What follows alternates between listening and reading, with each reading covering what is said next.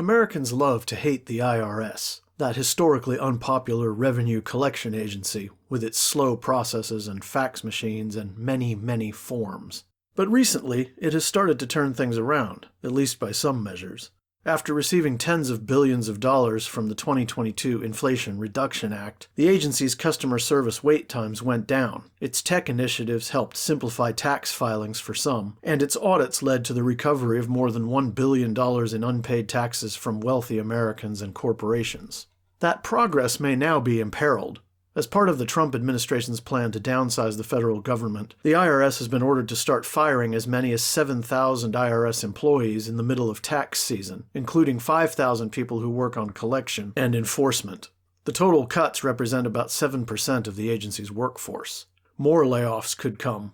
Today, the Trump administration released a memo ordering all federal agencies to submit plans to eliminate more positions, including those of career officials with civil service protection. The IRS's acting commissioner, Doug O'Donnell, announced his retirement this week, and Billy Long, Donald Trump's pick to replace him, has previously backed legislation that would abolish the IRS. To imagine the future of a diminished IRS, look back to the 2010s. By 2017, the agency's workforce had shrunk by roughly 14% compared with 2010. The agency's audit rate was 42% lower in 2017 than in 2010. In that period, Americans saw slower refunds and delayed call times. There is a tendency to conflate efficiency with cost-cutting, and sometimes leaner operations really do speed things up. But if the IRS can't afford to update its arcane technology or hire skilled professionals, Vanessa Williamson, a senior fellow at Urban Brookings Tax Policy Center, told me, it may struggle to operate efficiently. In a shift of focus, the IRS has prioritized auditing wealthy people and corporations since receiving IRA funding. In 2022, The Washington Post reported that more than half of the IRS's audits in 2021 targeted taxpayers whose incomes were less than $75,000, because those audits are simpler and can be automated. Auditing wealthy people's tax returns can require far more resources, especially if they have varied income streams and assets, and sophisticated lawyers or accountants. In May, former IRS Commissioner Danny Werfel announced that the agency would drastically ramp up its audits of wealthy corporations and people making more than $10 million. The taxes that rich people evade each year amount to more than $150 billion, he told CNBC in 2024. Investigating them could pay off. A 2023 paper estimated that every dollar the agency spends on audits of wealthy people could translate to $12 in recovered funds. And those who see their peers getting audited may be discouraged from cheating on taxes in the future, Williamson noted. For generations, politicians have sought to politicize the IRS. In 1971, President Richard Nixon reportedly said that he wanted a new commissioner to, quote, go after our enemies and not go after our friends.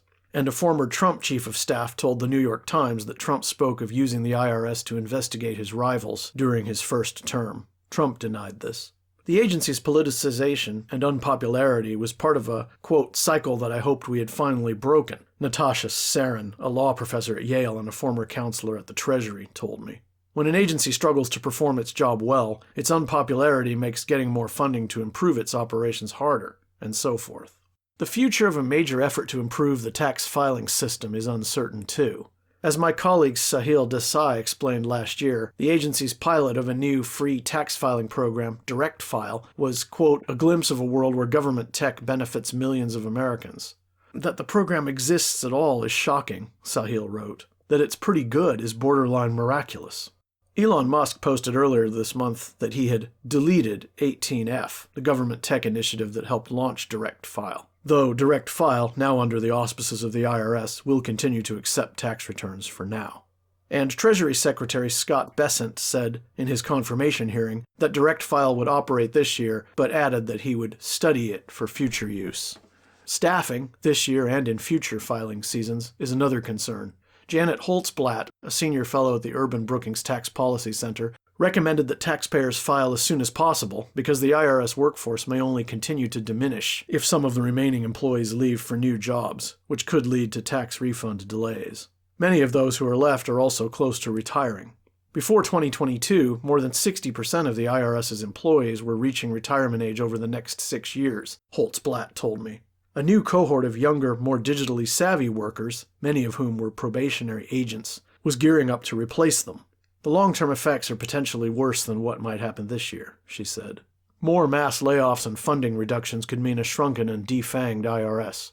If the agency doesn't have the resources it needs to modernize and tamp down tax evasion, revenue won't be the only thing affected. Americans' already shaky trust in the system could be, too.